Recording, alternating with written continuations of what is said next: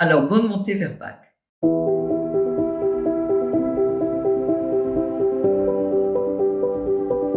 Nous sommes une communauté de 14 sœurs, de 43 à 93 ans, 10 françaises, 4 d'autres pays, l'Allemagne, le Canada et le Congo. Nous sommes bénédictines, nous suivons donc la règle de Saint-Benoît, dont la devise est Ora et Labora. Pour la prière, nous avons 3 offices dans l'église, avec nos frères, la messe et les lots des vêpres, que nous chantons ensemble, c'est-à-dire que nous sommes hommes et femmes autour de l'autel qui symbolise le Christ, et c'est le Christ qui fait notre unité.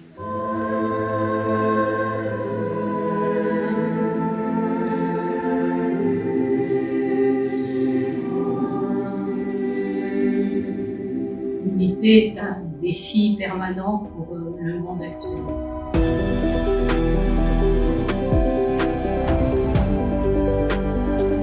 Les sœurs, elles forment un peu un seul corps en fait. Je les vois un petit peu comme ça, elles ont chacune leur particularité, leur caractère, mais on voit quand même qu'elles sont très unies, avec des âges différents, chacune à sa place. Voilà, donc on m'a envoyé ici, et je suis vraiment bien tombée, je suis vraiment heureuse ici. Pour moi, c'est un peu le paradis ici. Je voulais simplement vous partager une antienne que nous chantons assez souvent. Viens, je te conduirai au désert et je te parlerai au cœur. Viens, viens.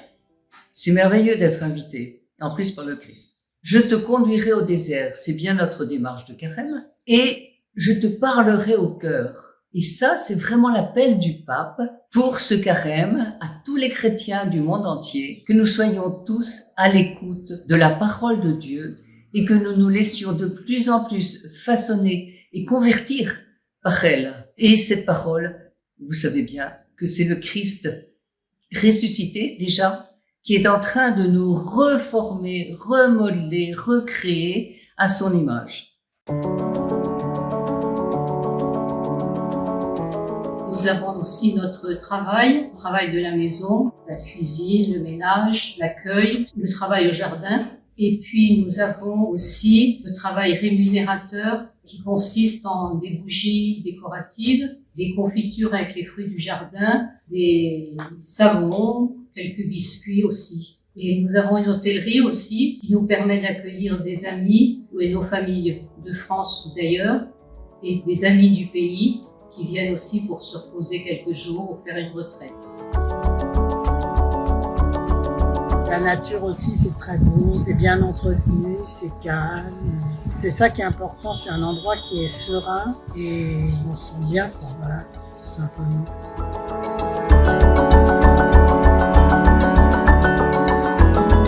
Comment nous vivons le carême? Tout d'abord, bien sûr, en communion avec les chrétiens du monde entier. Nous levons les yeux vers Pâques, car sans Pâques, le carême n'aurait aucun sens. C'est notre boussole.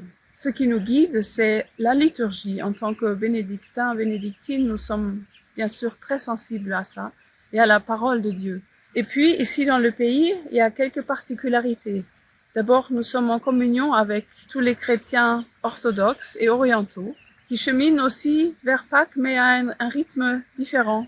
Cette année, nous avons un décalage d'1 semaine. Et nous sommes aussi côte à côte avec nos frères juifs et musulmans. Tous les soirs, on entend le chant du muezzin, la récitation du Coran pendant le Ramadan. Et on sent une ferveur chez eux aussi pour vivre ce mois sacré. Une ferveur qui nous stimule aussi sur notre chemin. Et le peuple juif qui va célébrer la fête de Purim et qui chemine également vers Pâques, vers Pessah.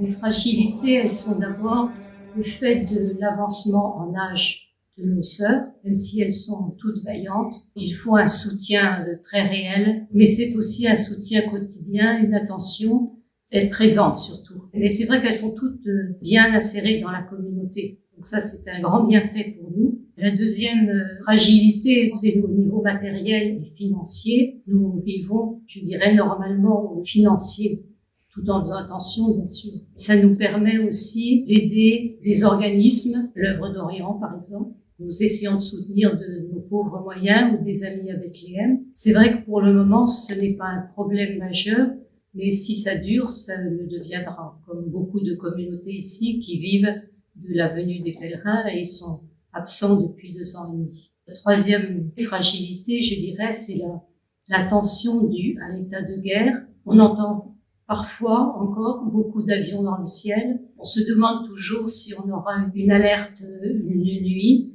On suit quand même avec attention ce qui se passe du côté de l'Iran. Donc tout ça, ça laisse un climat d'incertitude et de tension. Puis il y a le fait fondamental, même si nous ne sommes pas impactés directement par cette guerre, c'est lourd et déchirant de savoir ces 2 peuples que nous aimons qui s'entretuent et qui sont face à face dans la violence.